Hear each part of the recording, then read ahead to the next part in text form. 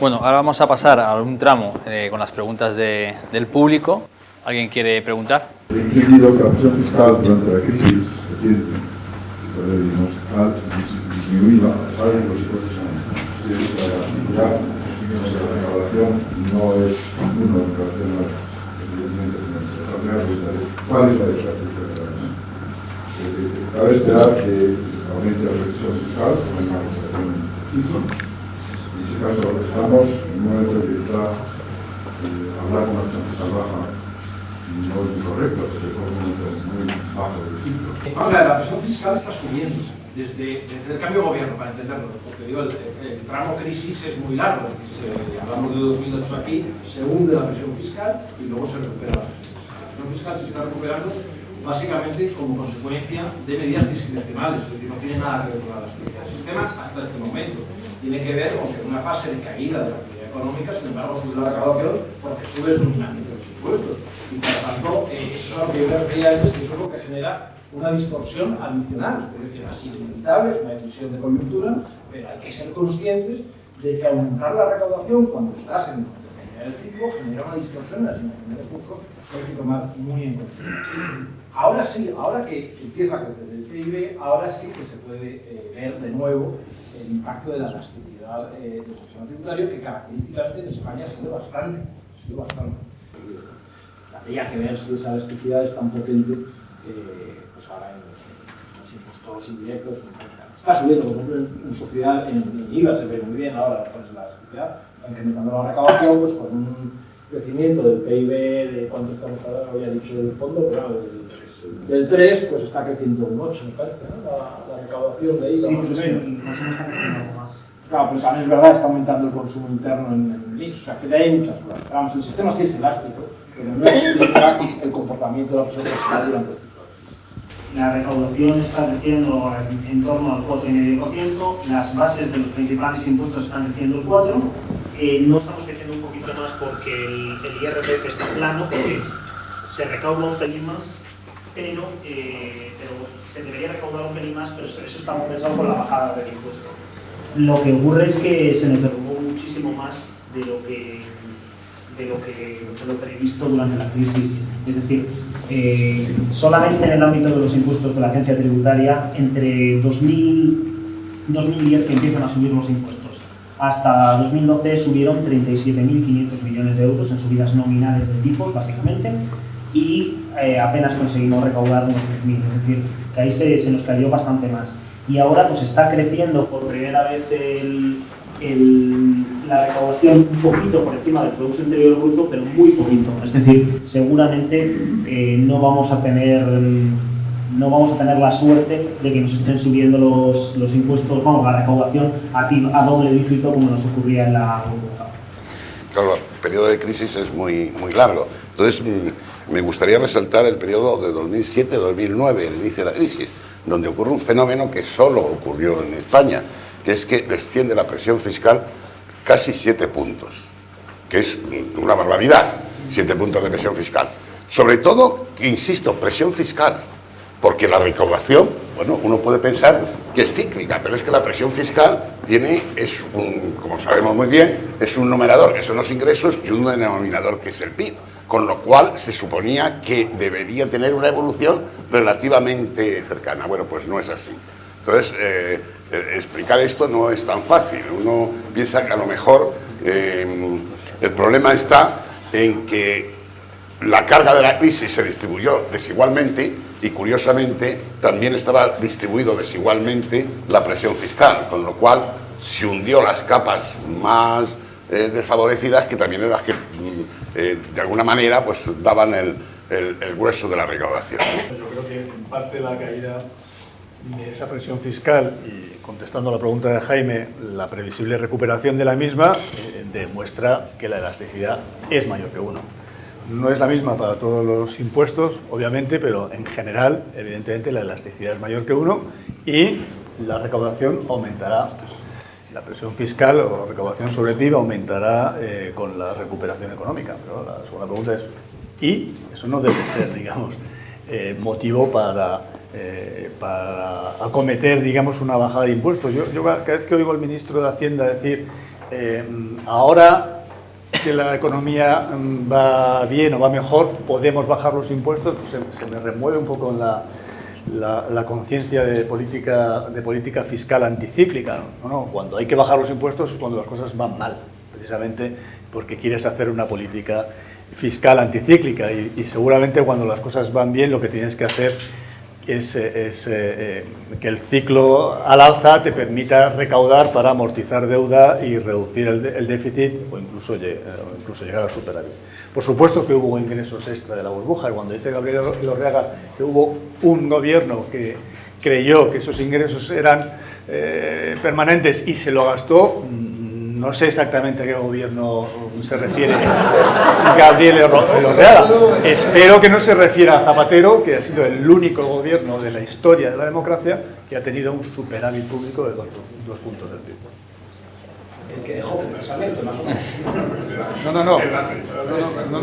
Sí, pero es que no ha habido ningún gobierno que lo tuviera. Luego, cuando se refiere que algún gobierno se lo gastó, entiendo que son gobiernos autonómicos y también locales, ¿no? Pero sobre todo gobiernos autonómicos que fueron los que se beneficiaron de los ingresos extra de la burbuja y los que gastaron. Porque, de luego, el Estado llevó la deuda al 36% del PIB, la deuda pública. Lo que hay que tener claro es que hay ingresos que no volverán. Por supuesto. El sector inmobiliario y el sector financiero llegaron a representar el 40% de los resultados contables positivos en el impuesto sobre sociedades en el año 2006-2007. Eso no es comparable con ningún otro país de Europa. Entonces ahí tenemos un déficit de varios miles de millones que no van a volver por mucho que se recupere la economía. Yo tengo una pregunta para el moderador. Y es si el señor moderador va a plantear a los ponentes las preguntas tentativas o no. Porque si él no las plantea, las planteo yo.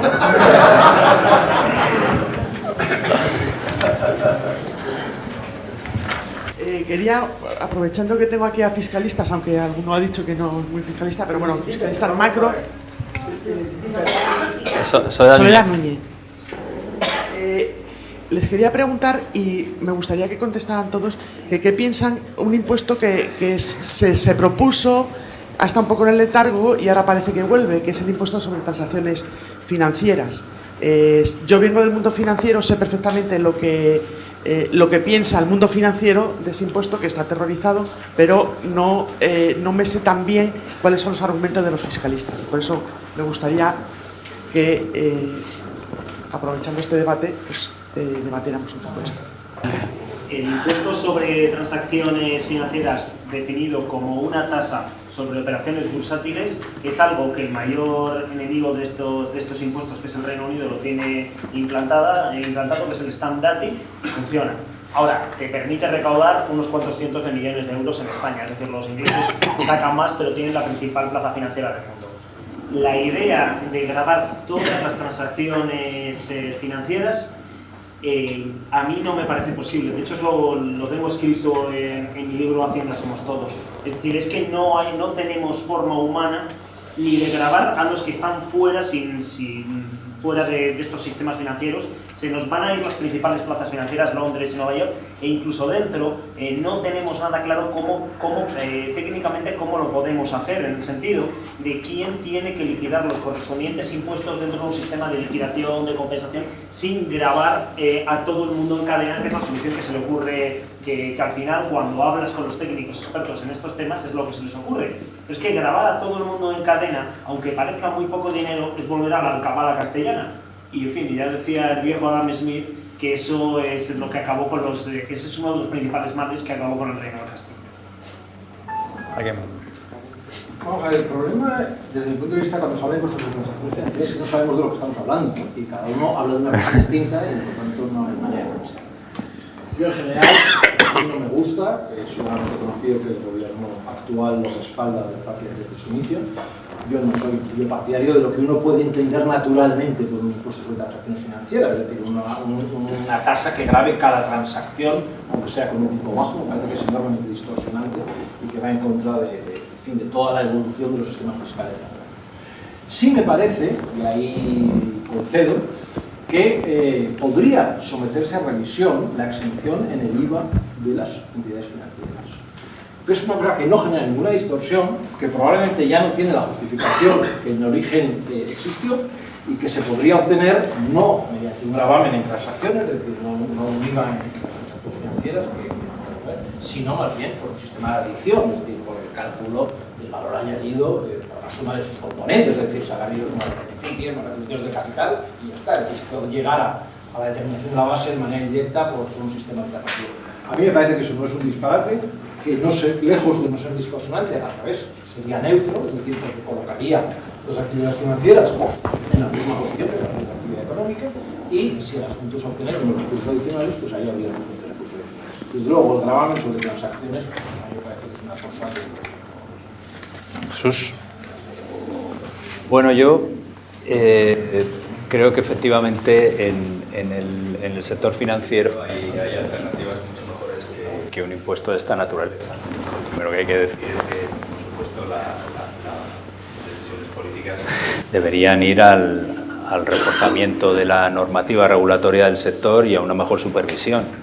Y los impuestos, digamos, que pueden ser un adorno que puede contribuir a conseguir estas finalidades, pero no un aspecto crítico esencial sobre el que tenga que pivotar la política sobre el sector financiero, ¿no? El impuesto sobre transacciones financieras nace de una idea romántica, que es la tasa Tobin, con una finalidad determinada, etcétera, y ahora pues estamos hablando de algo totalmente distinto, de algo que políticamente es fácil de vender y que puede proporcionar recaudación, no mucha, pero relativamente fácil de conseguir. Estoy de acuerdo que desde el punto de vista técnico es mucho más correcto ir a un Financial Activity Tax, que es el FAT, que es el impuesto sobre los beneficios del que hablaba Gabriel. Lo que pasa es que, claro, habría que hacer cosas para evitar la doble imposición. Quiero decir, si lo establecemos como sustitutivo del IVA, pues tenemos que tener en cuenta que en el IVA, pocas, hay operaciones del sector financiero que están gravadas. Es decir, que si las grabáramos también con el FAT, pues tendríamos un problema de doble imposición. Y luego, claro, una de las virtualidades del IVA es que, mediante el mecanismo de repercusión, el empresario profesional que soporta el impuesto se la puede deducir. Si a cambio de la exención en el IVA creamos un impuesto paralelo que además paga la entidad financiera, no hay fórmula de ninguna clase de repercusión al empresario profesional, con lo cual encareceríamos, estableceríamos un coste para la actividad económica, y yo creo que eso es muy negativo. Entonces, bueno, yo creo que desde el punto de vista técnico muy poca gente ve un impuesto sobre las transacciones financieras, pero yo creo que en el ámbito europeo, si se resuelven los problemas técnicos, que son muchos que hay en estos momentos, es una propuesta imparable porque políticamente tiene buena venta, así de claro lo digo. Juan Francisco. Bueno, yo creo que lo del impuesto efectivamente, no sabemos a qué nos referimos, porque cada uno lo aplica de una manera distinta. Y lo que quizás sí es el hijo un tanto espurio de la famosa tasa Tobin. Y curiosamente, y eso es lo que tenemos que tener muy en cuenta, la tasa Tobin era un sistema de control de capitales. No era un sistema para recaudar, era un sistema para evitar la especulación entre las divisas.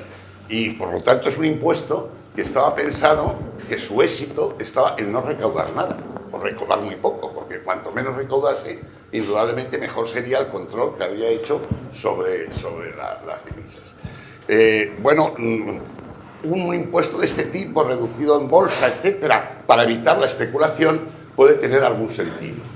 Pero yo me temo que los que plantean este impuesto en el tema de la banca sea bajo la fórmula de las transacciones bancarias completas y pensando en que, bueno, mire usted, con todo el dinero que le hemos dado a la banca, algo debemos cobrarles.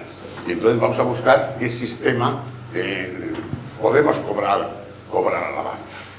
Bueno, yo creo que la mayoría de las soluciones que se han dado no son buenas, porque al final casi terminan en el contribuyente. Y además no podemos olvidarnos de la situación actual creada con los activos fiscales diferidos, en que el Estado ha avalado esos activos fiscales diferidos. Y por lo tanto, las posibles pérdidas o beneficios o quiebras de la banca, está el Estado respaldando detrás. Es decir, apenas van a tener beneficios hasta que logren absorber esos activos fiscales diferidos. Entonces, bueno, quizás sería mejor tener un tipo marginal bastante alto para cobrar a los consejeros de los bancos que ganan 1 millón de euros, pues entonces cobrarlos en el RPF que poner, o después las rentas de capital, meterlas en el RPF, que estarán dando estas genialidades. Yo en fiscalidad creo que los inventos, los menos, está casi todo inventado ya. Las genialidades me parece que son peligrosas. Evidentemente requiere armonización, no lo puede hacer un país unilateralmente, es difícil de implementar, es difícil de repartir el resultado de la recaudación cuando la transacción financiera afecta a 2 países o a muchos países. Por lo tanto, es complicado. Ahora, quizás se podría empezar, algo que seguramente a Soledad Núñez no le va a gustar nada lo que voy a decir, empezar limitándolo exclusivamente a las operaciones de derivados. Soy Eduardo Luque, soy el presidente de la Asociación Española de Asesores Fiscales, AEDAF. Bueno, yo voy a pedir la opinión sobre la mesa, además conecto con las preguntas tentativas, porque yo estoy sumido en una enorme melancolía, ¿no? Porque estoy de acuerdo en muchas cosas que se ha dicho sobre la necesidad de reforma, pero soy muy escéptico sobre la misma, por los hábitos de nuestra clase política, por la situación política actual, mucho más, y por el modelo territorial, o más concretamente por el modelo de financiación de las autonomías y de las haciendas locales también. Estos días estamos viviendo una verdadera ruleta rusa, en que hay tributos que están en las preguntas tentativas, como el impuesto a sucesiones y donaciones, que estamos viviendo que en función de los pactos de este puzzle diabólico en el que nos hemos visto inmersos, pues no sabemos, según dónde vivamos, si nos podemos morir o no, si morir nos va a salir muy caro o muy barato a nuestros herederos, si vamos a pagar patrimonio o no. Esto no puede ser así. Esto no puede ser así. O sea, la ruptura del mercado en un sentido amplio, en un sentido de decisiones personales que está suponiendo la aplicación del modelo autonómico, a mí me parece que esto es una situación insostenible. Y además estos tributos, donde tiene pues una sesión total, prácticamente sobre todo desde el 2009, las comunidades autónomas se han convertido en instrumentos no ya de política económica, sino de política pura. Ya cuando se oye a los políticos hablar de sucesiones y donaciones, se ve que no se está pensando en los hechos imponibles ni la recaudación, sino que son tributos cuya defensa o su utilización como ataque es mera ideología. Es mera ideología. Ya no se piensa en absoluto. En muchos casos son impuestos que en realidad no tributan mucho o que tienen una tributación cuasi insignificante, pero se han convertido en armas arrojadizas de la política. Yo por eso quería oír la opinión de la mesa sobre esto, porque me parece que eso es un tema inicial. Y si me permite, solo un inciso final, si no evitamos la doble imposición a las sociedades, es que no podemos olvidar que las sociedades son ficciones del derecho, que no existen. Muchas gracias. Entonces vamos a pasar, si queréis, a la pregunta de impuesto de riqueza e impuesto de sucesión, reflexiones. Vamos a empezar entonces por Miguel, que es el que, y seguimos haciendo este turno. Bueno, yo voy a empezar por patrimonio, si me parece bien. Sí. Claro, yo he dicho ya al principio, impuestos sobre el stock no, impuestos, porque son impuestos sobre el ahorro y por tanto impuestos sobre el patrimonio, pues no. No estoy a favor de los impuestos del stock de riqueza financiera o del stock de capital humano, porque entiendo que los defensores del stock sobre el capital también pensarán gravar el capital humano. Y no quiero pensar si eres PhD por la London School of Economics, técnico comercial del Estado y abogado del Estado. Ahí te fríen, chico. O inspector de Hacienda. Lo pensaremos antes de estudiar.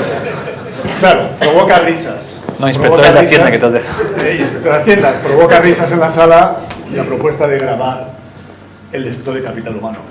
Por supuesto, porque sería una aberración.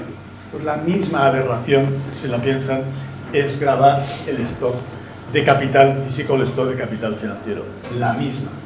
Porque es el resultado de una decisión que ha hecho una persona, un colectivo de personas, pensando en su provecho y haciéndola mejora al conjunto de la sociedad. Yo les voy a poner un ejemplo. Imaginémonos 2 personas, siempre se lo pongo a mis alumnos, Juanito y Pedrito, los dos ganan 100.000 euros al año, no sé si les parecerá mucho o poco, por supuesto los dos pagan el mismo IRPF, y Juanito se va de crucero, se va de Champions, se va de juerga, se va de lo que ustedes están pensando, mientras que Pedrito ahorra todos los años 20.000 euros con su esfuerzo, renunciando al crucero, renunciando a la Champions, renunciando a lo que ustedes están pensando. ¿Qué ocurre a los 10 años? Que Juanito tiene 0 de patrimonio, vamos, lo ha pulido todo, y Pedrito tiene 200.000. Y ahora van ustedes a decir, usted, Pedrito, por haber ahorrado 200.000, ¿le voy a poner un impuesto? ¿Y le llaman a eso progresista? No. El impuesto tendría que ser sobre no patrimonio. Es decir, es decir, llamar a Juanito y decirle, ven aquí, ¿cuánto has ganado al año? Yo 100.000. ¿Cuánto patrimonio tienes? 0. Te has pasado bien, ¿no? Pues te voy a poner un impuesto. ¿Qué? Por no tener patrimonio. Yo sé que el impuesto de no patrimonio es difícil de poner. Muy difícil de poner. Entonces renuncio a él, porque sería más justo y más eficiente. Pero por lo menos no pongamos el impuesto sobre él. Por tanto, les ofrezco el siguiente trade-off.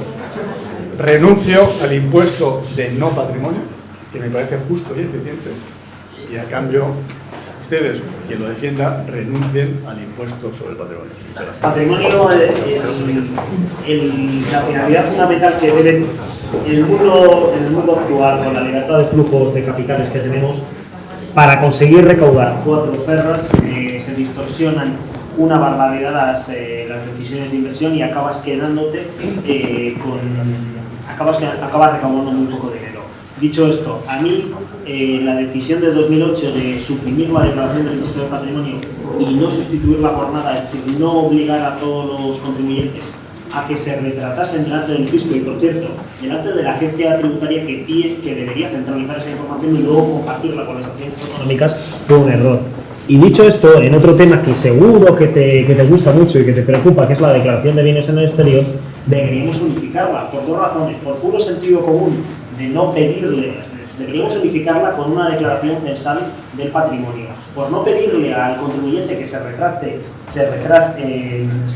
varias veces las mismas cosas, en segundo lugar, para pedirle la misma información, tanto si tienes bienes aquí como si tienes bienes fuera, y acabar con uno de los problemas que ha exigido la Comisión Europea, que tiene bajo investigación la Comisión Europea en una declaración, todo se ha dicho, la de bienes en el exterior, que está aportando una información que merece mucho la pena.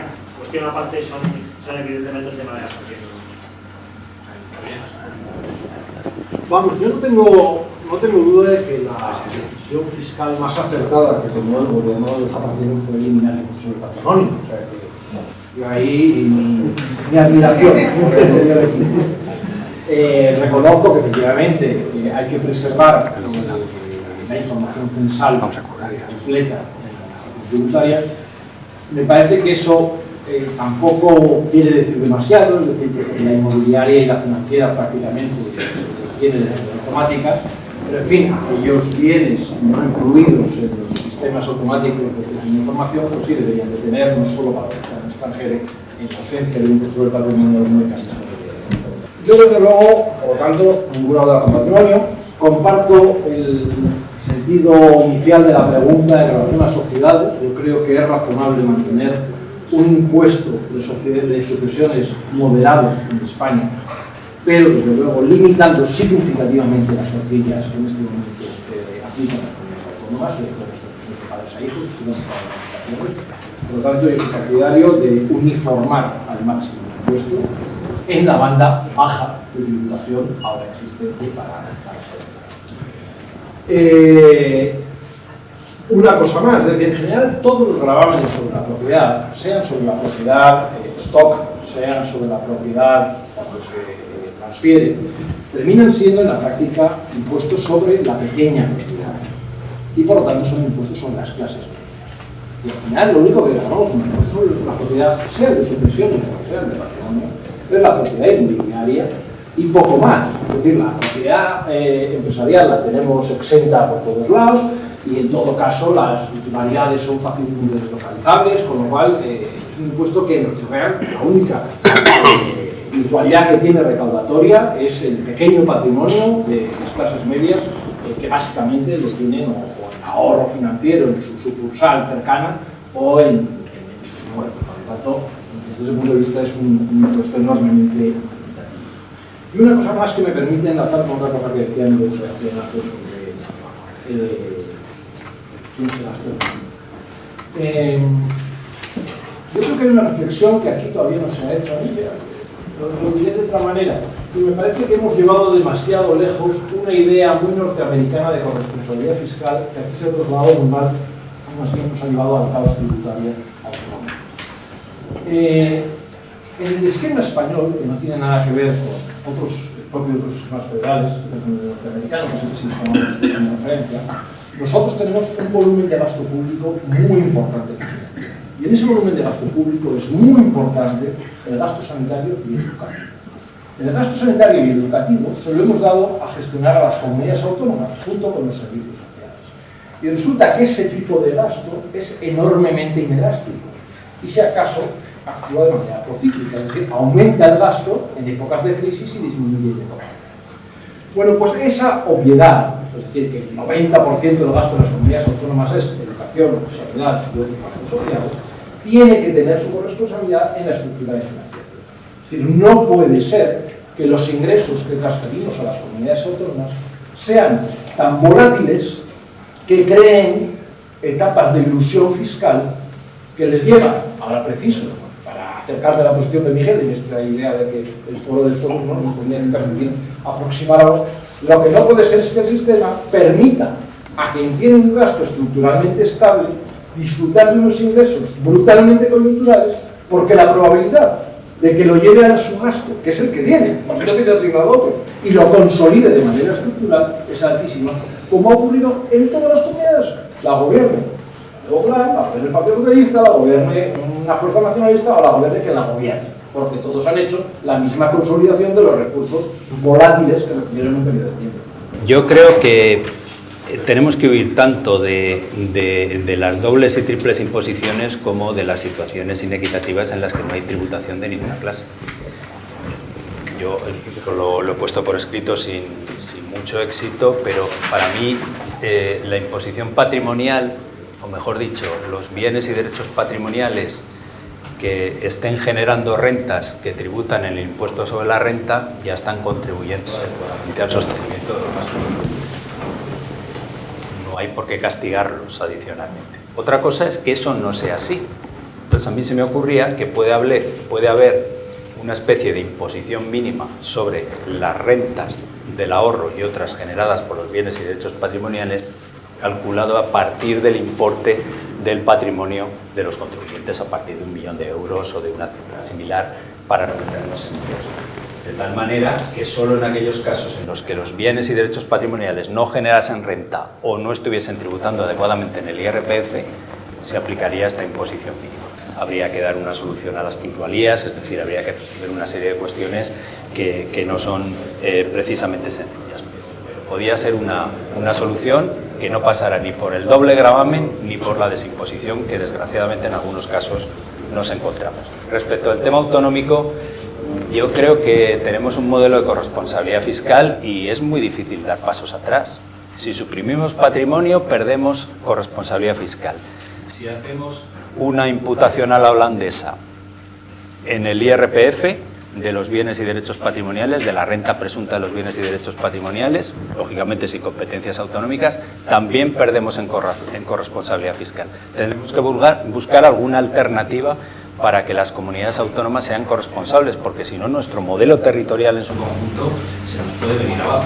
Entonces, en ese sentido, soy pesimista porque el propio modelo fomenta el inmovilismo y fomenta que los cambios sean cosméticos y no cambios radicales como en alguna ocasión necesitaríamos. Bueno, pues yo no renuncio al impuesto de patrimonio. Yo tampoco renuncio. Me parece muy bien. Ocurrencias podemos tener todas las que queramos, ¿no? Yo no renuncio porque, siguiendo con el ejemplo, pues es que ¿cuántos Juanitos hay? Pues el 99%, seguramente, si cogemos las estadísticas del INE, nos encontraremos con que cuántos pueden ahorrar en este país. Y si cogemos el resto, nos encontraremos con que la mayoría de ellos no es que hayan ahorrado, sino que ahorraron ya sus bisabuelos, sus abuelos, etc. Es decir, que creo sinceramente que hay que gravar el patrimonio, no porque se recaude mucho o poco, sino porque no podemos pedir después al que gana 22.000 euros al año que tribute en renta como se necesita realmente para tributar, si realmente estamos viendo que los grandes patrimonios no tributan. La idea de que se ha argumentado de que es doble imposición, es que el sistema fiscal, cuando hay la circulación de la renta, significa que todo es doble imposición, porque en consumo no es doble imposición, lo hemos pagado en renta, y cuando pagamos el IBE es doble imposición. Y en transmisiones patrimoniales no es doble imposición, no triple, cuádruple, porque un mismo bien va pasando de manos en manos. ¿Y qué decir del IBI? El IBI que nadie se mete con él, pero resulta que es un impuesto de patrimonio únicamente sobre aquellos bienes que tiene la clase media y la clase menos favorecida. Y es un impuesto realmente regresivo. Luego yo creo que además hay motivos para poner el patrimonio como cierre mismo del IRPF. Hay bienes que no pagarían nunca, porque son bienes, no tienen rentabilidad, son bienes de lujo, suntuarios, etcétera, que no pagarían en renta. Y por lo tanto, bueno, pues por lo menos algo pagarán en patrimonio. Y después porque las rentas de capital, todos lo sabemos, tienen una facilidad tremenda de dilatarse en el tiempo. Es decir, echar atrás porque mientras uno no vende, pues no se produce realmente el beneficio. Y por lo tanto, no está mal tampoco el impuesto de patrimonio como cierre, incluso para el control del mismo impuesto sobre la renta. En las sucesiones, es verdad que teníamos una recaudación hasta los años 90 muy baja, bueno, muy baja, pero estábamos en el promedio de la OCDE, y se ha subido, y ahora estamos en una presión en lo que se refiere a sucesiones muy por encima de la media de la OCDE. Yo defendería una bajada del impuesto de sucesiones una vez demostrado que en efecto afecta al ahorro. Porque realmente no sabemos exactamente por qué la gente ahorra, pero sí que queremos que la gente ahorre. Vamos, sobre todo en la economía europea, a una sociedad cada vez más envejecida, y eso juega también en contra del ahorro, porque lógicamente cuanto más envejecida sea la sociedad, menor será el ahorro. Nosotros tenemos, de verdad, en un país que tenemos un problema claro de ahorro nacional, tenemos que vigilar mucho que el ahorro que ahorro. Entonces, si se demuestra, y yo creo que sí, que el impuesto de sucesiones también afecta negativamente al ahorro, desde luego abogaría por reducirlo, incluso eliminarlo, y desde luego con el IBI estoy totalmente de acuerdo. Mira, ahí muy consenso que el IBI, sé que es difícil de golpe eliminarlo, pero sí que hay que bajarlo, y en ese sentido me parece una buena propuesta del candidato socialista a la alcaldía de Madrid. ¿Sucesiones?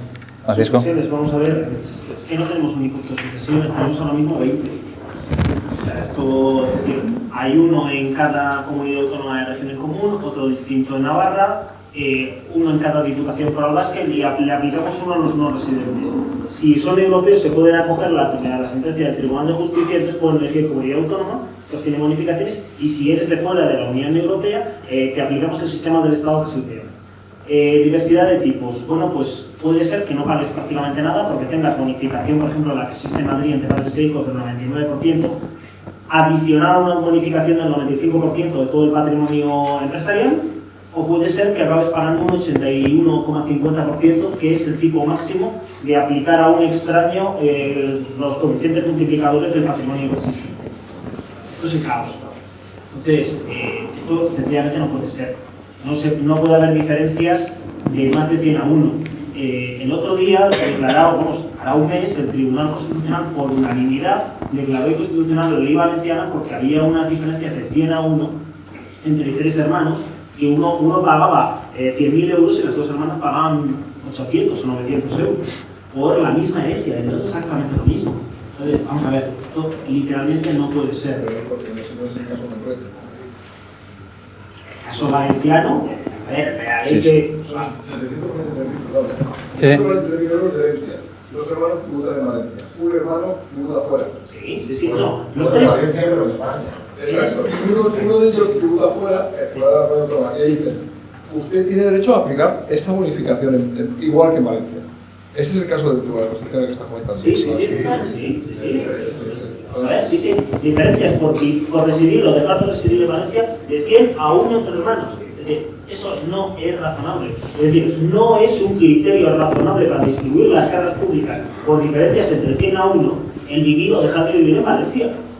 Entonces, señores, esto va totalmente contra el artículo 31. Lo decía el fiscal general del Estado, lo dicen los 12 magistrados del Tribunal Constitucional y lo dice cualquiera que tenga los dedos enfrente. Entonces, vistos este caos que tenemos, lo lógico sería, vamos a ver, aplicar un impuesto bastante menor que el 81%, aunque Piketty ahora diga que esto es una gran idea porque reduce las desigualdades. Esto no es razonable ni es práctico y te deslocaliza los grandes capitales, pero establecer unas reglas de juego que reduzcan las horquillas, que reduzcan las horquillas autonómicas, aunque eso lleve a que tengan menos corresponsabilidad fiscal en autonomías, porque a mí me parece que estas diferencias no son corresponsabilidad fiscal, sino irresponsabilidad. El gran error que se cometió en los orígenes, que es transferir estos impuestos a las comunidades autónomas.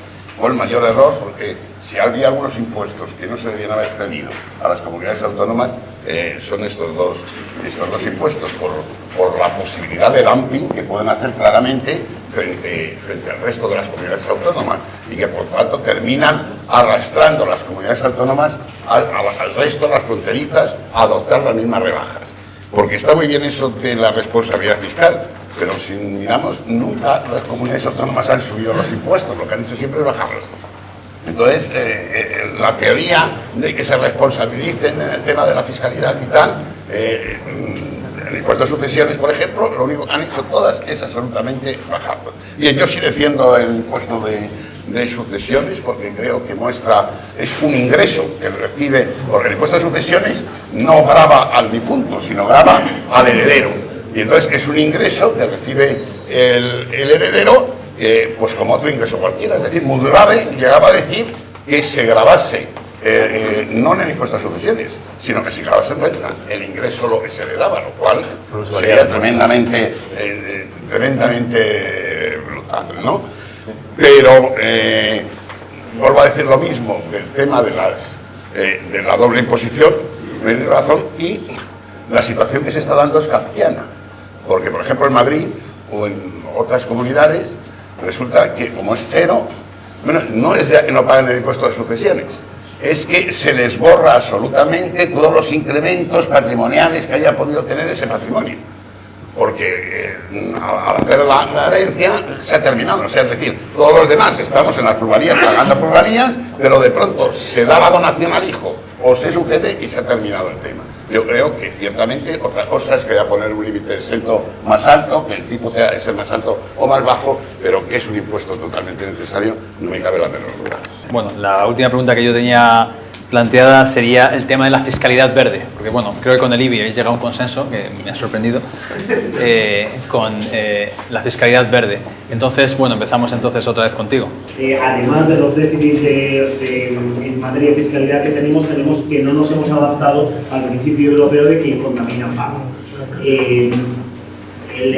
Aquí lo que habría que hacer, evidentemente, bueno, vamos a ver, es que aquí nos repercute el que tenemos un modelo energético que, dicho suavemente, funciona bastante mal. Y entonces hay problemas graves con los impuestos especiales. Creo que lo comentaba antes, que tenemos unos precios antes de impuestos de la electricidad y de la gasolina muy elevados y, sin embargo, tenemos una escasa carga fiscal. Por otra parte, sí tenemos además un problema de pobreza energética, lo que pues es un problema grave para subir estos impuestos. ¿Qué se puede hacer? Pues seguramente introducir competencia en los productos y servicios energéticos. Y en segundo lugar, otro tema que habría que modificar seguramente también, aunque también incide en las competencias comunitarias, es el tema de los medios de transporte. Ahora mismo el impuesto de matriculación, pese a que volvemos a ver, se vuelven a meter muchos más coches, cada vez recauda menos porque tenemos una estructura en la cual va en función de la cilindrada y todos los coches se venden sistemáticamente por debajo de la cilindrada que tienen que pagar. Lo lógico seguramente sería sustituir este impuesto por un impuesto que vaya en función de la cantidad de dióxido de carbono que el modelo correspondiente echa a la atmósfera, lo cual significaría dejar exentos exclusivamente en principio los coches. Vamos a ver, yo confieso que tengo una cierta prevención mental hacia todas las soluciones fiscales que, encubiertas con banderas aparentemente muy legítimas, pues al final lo único que buscan es recaudar. Esto vale para las transacciones financieras, ¿no? Los bancos son malos, no pagamos un impuesto, me vale para los verdes, que es lo que contaminan que saben, me vale para el tabaco, me vale para todo. Me parece que es un recurso demasiado fácil el querer trasladar siempre cargas fiscales a aquello que suena. Dicho esto, con carácter final, sí creo que efectivamente, y en eso coincido con lo que apuntabas, la fiscalidad medioambiental en España, en todo caso, debería ser reconsiderada, al menos en sus características. Es decir, si lo que estamos buscando no es recaudación, sino lo que estamos buscando es disuadir de comportamientos contaminantes, pues probablemente deberíamos llevar a lo suponible esos hechos que tratamos de disuadir y, por lo tanto, ajustarnos de una manera distinta y probablemente superior, dicho por todas. Pasa un poco lo mismo, hay un ejemplo que además es muy polémico por parte del sector, ¿no? Pero que está bien traído, me parece, y que lo interesante es el asunto del alcohol, ¿no? Es decir, grabamos el alcohol porque el alcohol es malo, ¿no? Y el alcohol pues, causa enfermedades, pero sin embargo el grado alcohólico cotiza cero si es vino, un poquito si es cerveza o un poquito más si es ginebra, ¿no? Pero da lo mismo que luego la ginebra te la tomes en gin tonic, porque resulta que si te tomas el gin tonic, entonces en realidad el grado alcohólico del gin tonic no difiere mucho del vino, pero sin embargo la casa fiscal sí. Entonces, ¿de qué estamos hablando? ¿De recaudar impuestos o de cuidar por la salud de los españoles?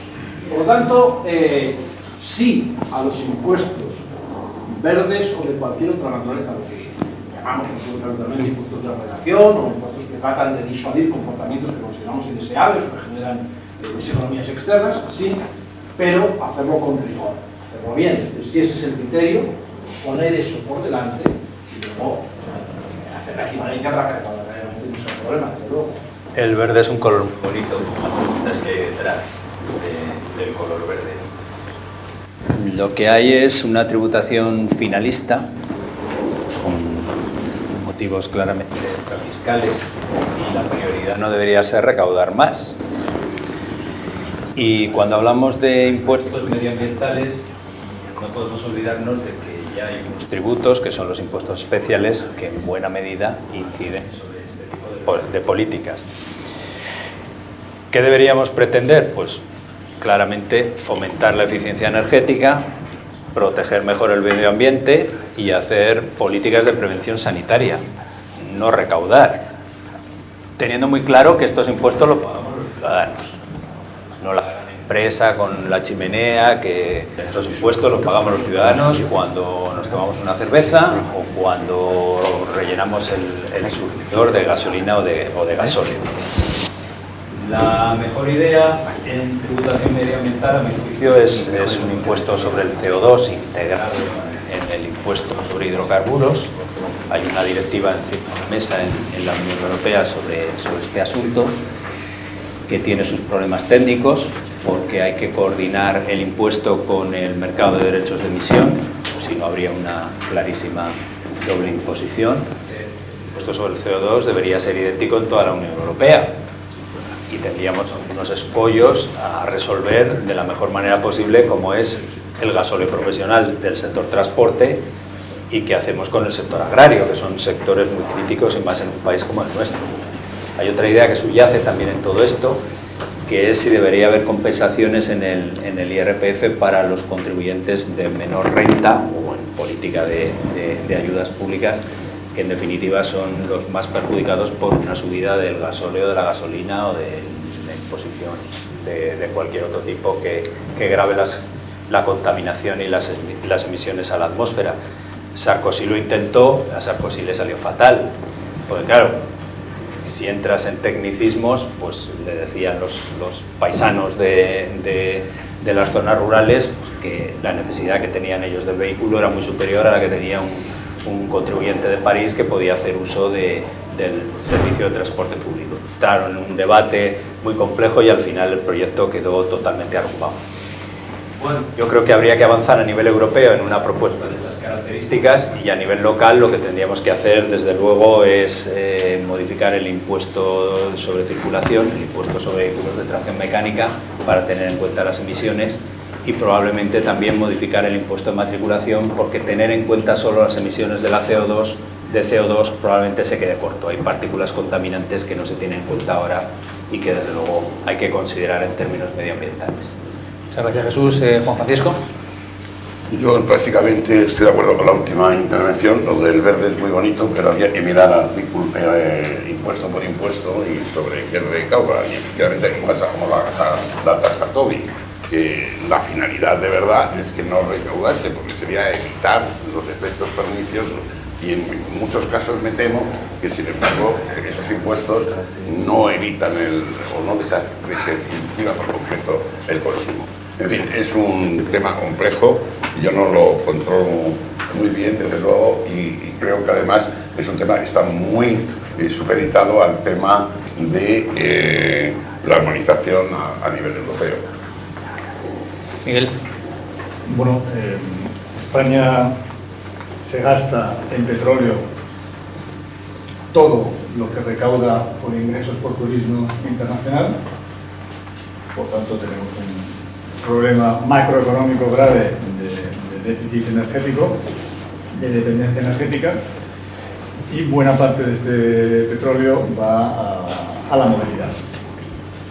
Luego tenemos que gravar la movilidad con combustibles fósiles y bonificar la movilidad eléctrica, no solamente pasajeros, sino también mercancías. Por tanto, la propuesta sería subir el impuesto de hidrocarburos, donde somos el país 28 de 28, bajar el impuesto de electricidad, porque no olvidemos que por un 30% de esa electricidad se está generando por energía renovable y otro 20% por energía nuclear, es decir, tan verde como la renovable. Nosotros tenemos un 50% de electricidad generada por fuentes verdes, nuclear y la renovable. Solamente por eso ya se merecería bajar un 50% del impuesto de electricidad, pero yo ya puestos a bajarlo ya lo quitaría. Porque el impuesto de electricidad es una enorme distorsión que perjudica nuestra competitividad, el bienestar de los ciudadanos y que no está justificado. Por lo tanto, elevar la fiscalidad sobre los hidrocarburos, favorecer la movilidad eléctrica, por supuesto. Y no nos olvidemos que en España tenemos un exceso de capacidad eléctrica enorme, capacidad de instalar, que no estamos aprovechando. Por lo tanto, hay que ir a una electrificación del país. Ir a una electrificación del país, evidentemente, pasa por un abaratamiento de la electricidad que requiere sin duda bajar los impuestos y sacar las primas a las renovables.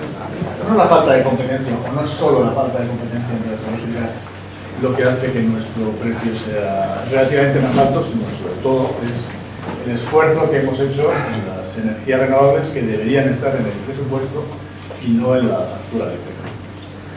Vale. Bueno, no quiero ser aguafiestas, pero el impuesto sobre electricidad es 100% autonómico, o sea, volvemos otra vez.